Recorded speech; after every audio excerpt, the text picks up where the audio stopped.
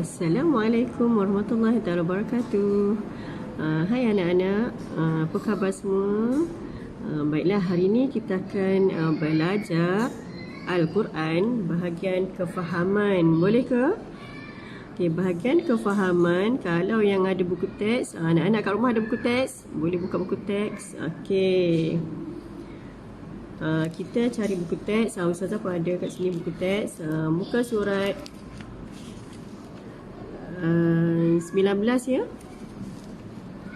Okey, baik.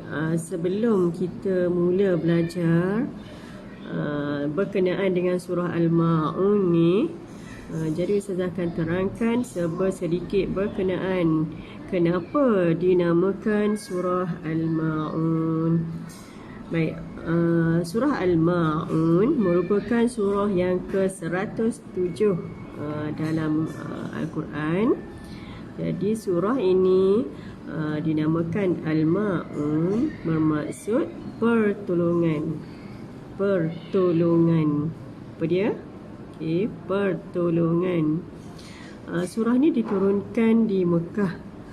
Mengandungi berapa ayat? Okey, 7 ayat. 7 ayat ya.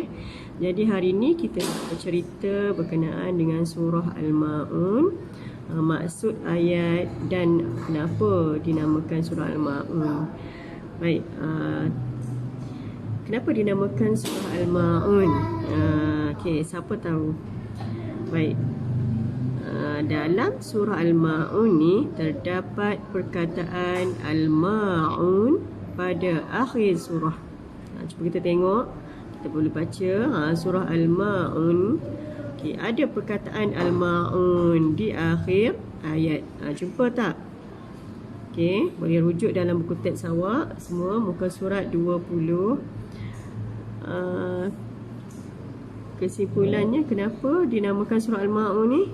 Okey, Allah menjanjikan balasan buruk kepada mereka yang tidak memberi pertolongan kepada orang lain yang memerlukan. Bab berkenaan dengan pertolongan. Okey, jadi untuk menjimatkan masa sebab kita ni terhad, kita teruskan dengan maksud setiap ayat dalam surah Al-Ma'un. Okey, boleh rujuk dalam buku teks murid-murid pada muka surat 20. Okey. Bismillahirrahmanirrahim. Ara'aita alladhi yukadzibu biddin. Maksudnya, tahukah engkau akan orang yang mendustakan agama meliputi hari pembalasan? Fadzalika alladhi yad'ul yatim. Ayat yang kedua, orang itu ialah yang menindas serta berlaku zalim kepada anak yatim. Wala yahuddu ala ta'amil miskin.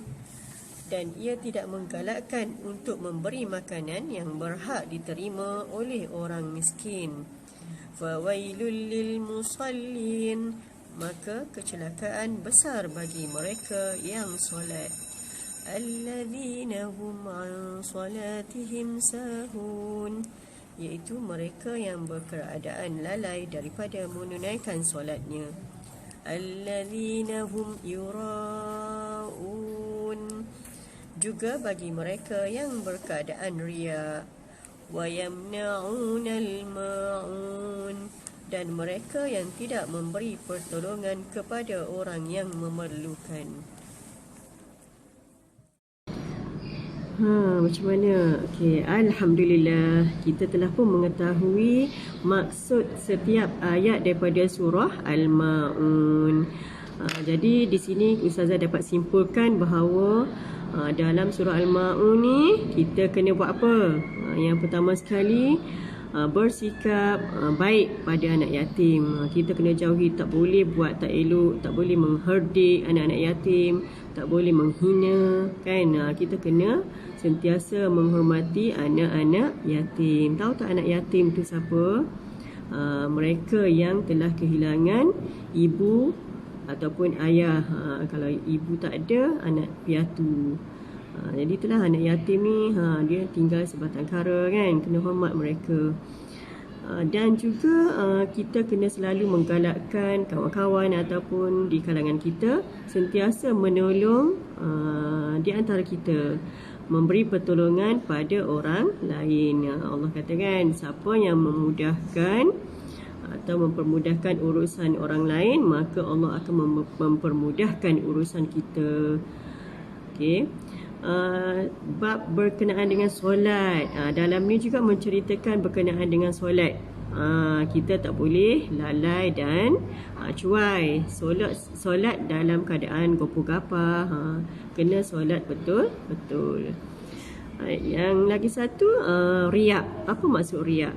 Riak tu menunjuk-nunjuk. Kita ada benda ni, kita bangga. Tak boleh. Sikap yang kena jauhi. Riak tu berbangga-bangga dengan apa yang ada. Tak boleh. Ni nanti boleh